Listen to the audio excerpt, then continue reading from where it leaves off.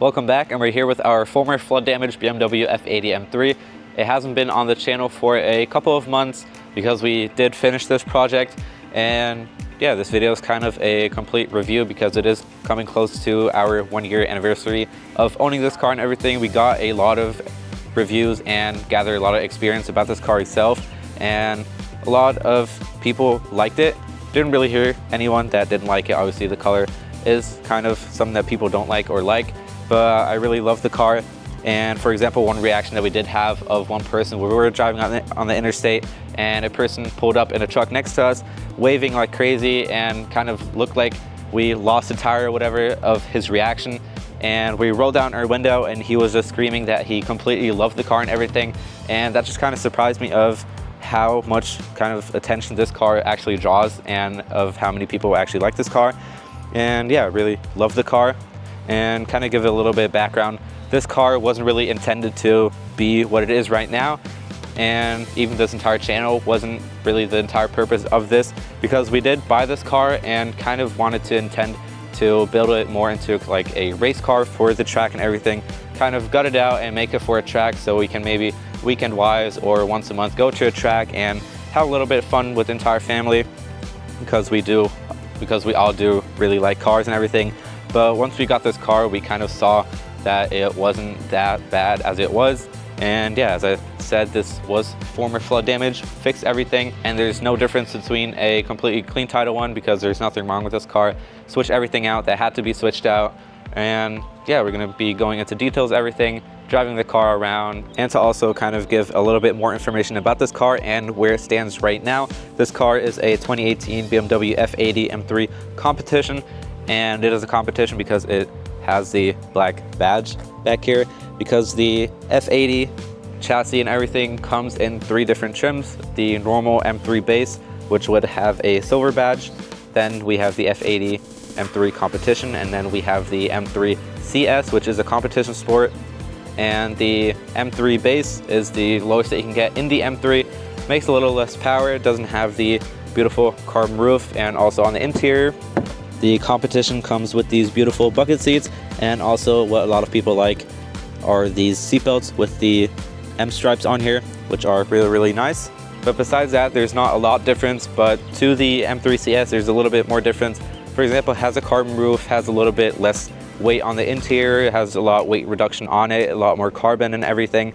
But besides that, not too much of a difference. And I also forgot to mention that there is a GTS model, but that is only for the M4 or the F82 chassis.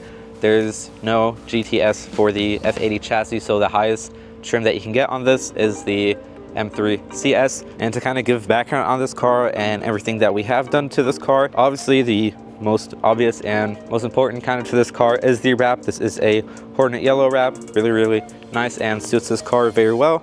And then we have it on H&R lowering springs, and also have spacers. Not too sure how much it was again, but probably around 15 or 20 that we have on here.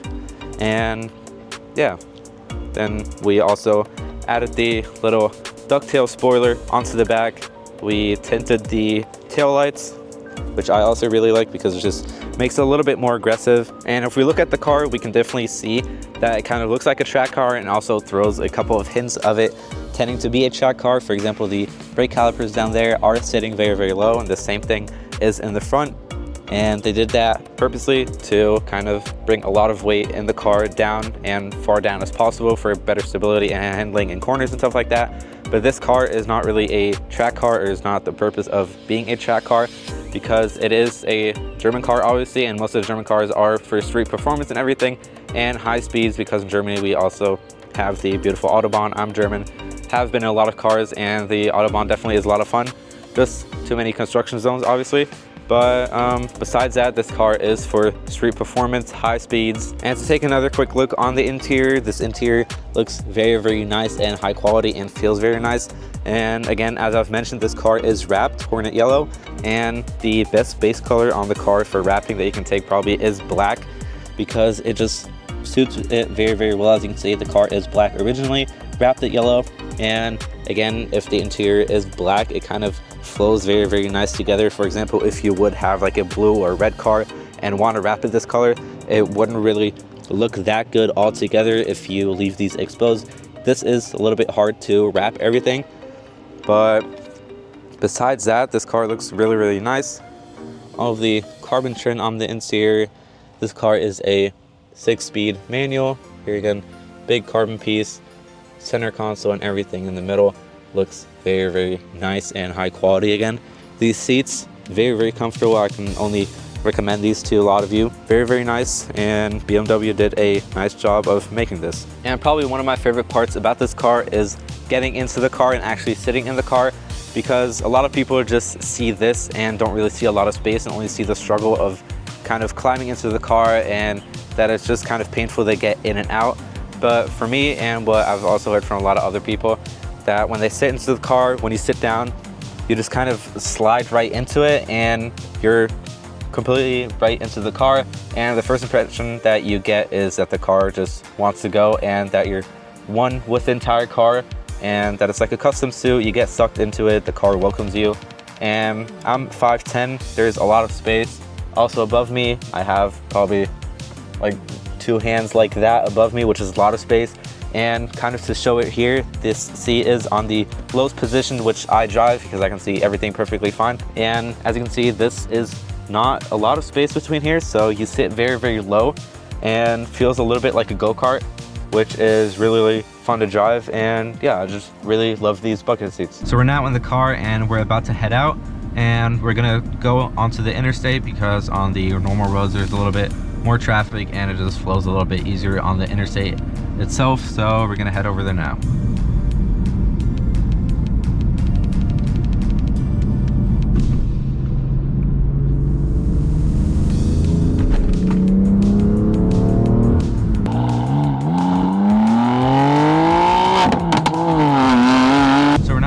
And the first thing I want to mention about this car is that it has a lot of customization options, and it has the M1 and M2 button right here on the steering wheel, as you can see. And these you can customize to whatever you want and your preferences. And what you can do, as you can see up here, you can customize it to how you want the engine to respond in efficient, sport plus, sport, and comfort, and whatever other options it has a lot of options. Then you have the suspension. We currently have one fault on that, which we still have to fix, but that's not a big problem. And then you have the steering, and for us, we have the M1 in completely Sport Plus, everything Sport Plus. We do have traction on. You can put it if you want traction on or off, or the little medium that BMW has in it. And yeah, we just want to keep traction on just for safety measures so we don't just slide off the road. And yeah, this car drives very, very well. This car is a very nice car to cruise in, especially in like city traffic and stuff like that. And as I mentioned, this is a 6-speed manual, so not the best city car, and especially in the morning if you're behind a school bus, it's not the best car to drive if it's a manual, but it's not really a huge problem. But besides that, this car is really, really nice to cruise around in, and it is very, very sporty, but it doesn't give you that little itch to floor and drive crazy all around. And this car is just, yeah, again, a really, really nice cruiser. The only down part about it being a 6-speed is that you are cruising around 3,000 RPM on a highway, so not the best miles per gallon on this while driving on a highway, but that's not a huge problem. But this car, yeah, again, cruises very nicely and doesn't give you really that itch of having to drive crazy. For example, if you have a Porsche or something like that, you can also cruise that, but that kind of gives you a little bit more sporty feeling that you do want to drive it like a little bit faster and stuff like that. So we're now passing through a toll station, and after we pass through here, we should have a little bit of space to drive around and talk a little bit better about the car. And as I mentioned before, my probably favorite part about this car is the feeling that you get when you're sitting inside of it and also driving it, because you just feel one complete unit with the car. It just feels like a custom suit. You slide right into it, the car welcomes you, gives you a warm hug, and just wants to go. And also, as I mentioned before, the RPMs of this car are sitting around a little bit below 3,000, and as you can hear, there's not a lot of engine noise, barely any engine noise, there's more wind and stuff like that. So it is kind of a quiet car, but if you do kind of downshift and want it, it is very, very responsive, and it definitely does its job. This car has a suspension fault, and the setting which it is on right now is the stiffest, so it would be Sport Plus. And even though that you're driving the car on the stiffest setting as possible, it drives very, very nice, and you don't really feel a lot of bumps as you would think if it's on the stiffest setting possible. And if there are some bumps, you obviously feel them harsh, some of them actually, but that's also due to it having the 20-inch wheels on the front and the back, which are factory, which have very, very thin rubber, which look actually very, very nice, so I don't really mind that. It's worth it, obviously. But besides that, the car drives very, very comfortably. There are some bridges here on this road that are not the best, and it just feels like you're flying around in the car, but that's not the car's fault, that's the road's fault. But besides that, the car handles very, very nice. And as I've mentioned before, this car is not a track car and is not really built for the track. It is built for street performance, and it is from Germany, and it is more so built for the German Autobahn. And if you would take it on a track, for example, it got tested on a Nürburgring, which is great and everything, it works perfectly fine on a track, but you can't really take a stock car, which this one is, onto the track and kind of just use it as a track car, because it is a street performance car. If you want to turn it into a track car, you'd have to do a lot of upgrades. You can do different wheels, different tires for traction, obviously, better brakes. These are very, very good, but there's obviously better always.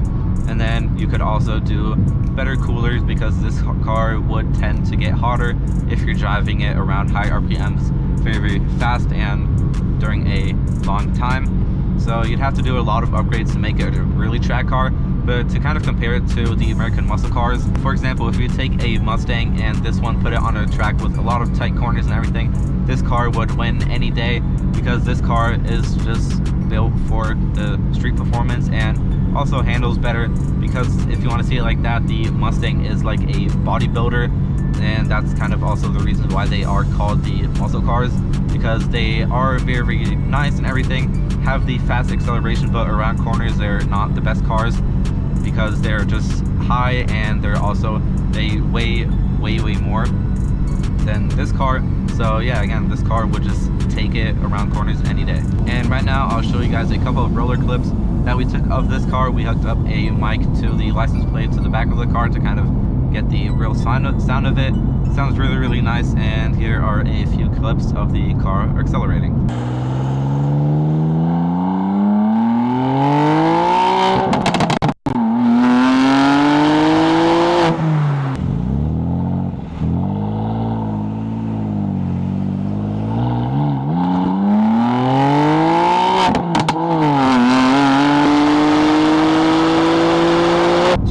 Off here on this exit now, because this is our way home, and there are a couple of nice streets up there that are pretty empty most of the times and really, really straight for most of the part.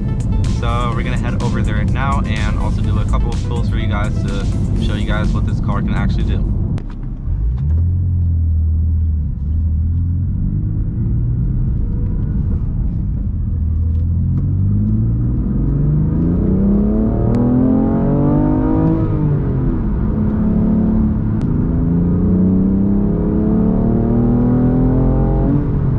As you just saw, I did 2 small pulls right there, and yeah, this car drives really, really nice.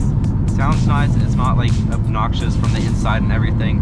You kind of barely hear it on the inside, but on the outside it sounds very, very nice.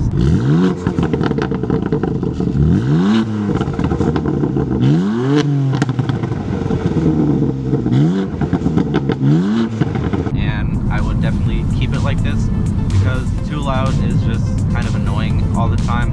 Some days you just want to cruise around in the car and don't really want it to be loud, and it's just going to be annoying. So now, to also show it to you guys again, I'm going to stay in 6th gear, drop down to about 1,500 RPM, and then just floor it.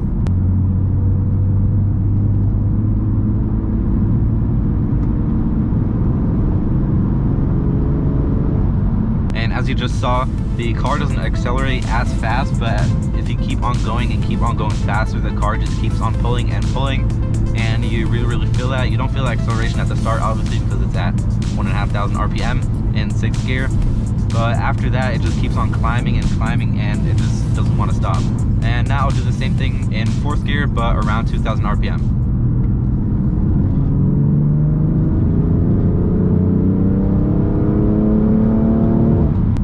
that pull right there, which I just did in 4th gear from about 2,000 RPM, I just only went up to around 4,000, and this car can rev up all the way to like about 7, and even more than almost to 7,500, which is just completely crazy.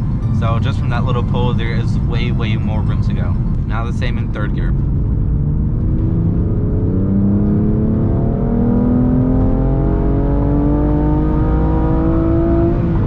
Car is just really fun to drive. And one thing I do want to mention is what a lot of people do with these type of cars is they just put even more power onto this car. This car has around, I think, somewhere around 450 horsepower. Not really too sure because BMW likes to lie a lot about their numbers. But besides that, a lot of people like to add a lot of power onto the car. They push it all the way up to 700-800 horsepower, which is completely insane. And I just don't really see that fact in here, because I like the car of how it is, and as you just saw, the car really pushes really well. And just to be able to tell other people of how much power your cars make and that you're the fastest or have the most horsepower, it's not really worth it in my eyes of putting that much money into the car just to be able to say it. I mean, it is fun to work on the car and do all this stuff, but for me, as of right now, it's not really worth it, all of the money that you're putting into the car. And it's not only that you're just putting more power into the car, you're gonna have to add a lot of other things to the car. For example, coolers and stuff like that. But the most important is probably traction, because if you have a lot of power, you want to obviously get to be able to put all that power down. And with little traction, you can't really do that. You'll just spin for days. So that's a very big problem. You have to put big meaty tires on it and stuff like that. So that's one of the biggest problems with putting a lot of power into this car. So overall, I'm completely in love with this car. It drives nice, it feels nice, and definitely looks very nice. And what better way is there to get a car like this for almost half of its price? And I definitely do all of this over again with the rebuild title, because first of all, it's fun, you learn a lot of things, and you get this car. So if you ever come across a car that you like and has a rebuild title like this car, don't be scared of it and don't run away from it. Agree with the seller to get a third-party inspection by someone that you can trust and that's a professional and that also knows what they're doing. And if the inspection doesn't pass and it's too bad, the seller pays the price, and if it does go well, or if there's only minor issues with the car, you pay the price on top of the car, and it's not really that bad because the car already comes with a decent discount. But to get back to the point, this F80 is a beautiful car, and I'd always choose it over any other car as of right now, and I wouldn't want to give this car up. I'd rather give up the G80 because of the reasons I've said in the video. I definitely recommend for you guys to buy a car like this rather earlier than later, because these cars are getting more rare, and especially in a good condition and low mileage, and these cars will hold their value in stable condition and won't really depreciate. But we'll see us back next time with our G05, so make sure to like, subscribe, and turn on the post notification. Drive safe and stay tuned.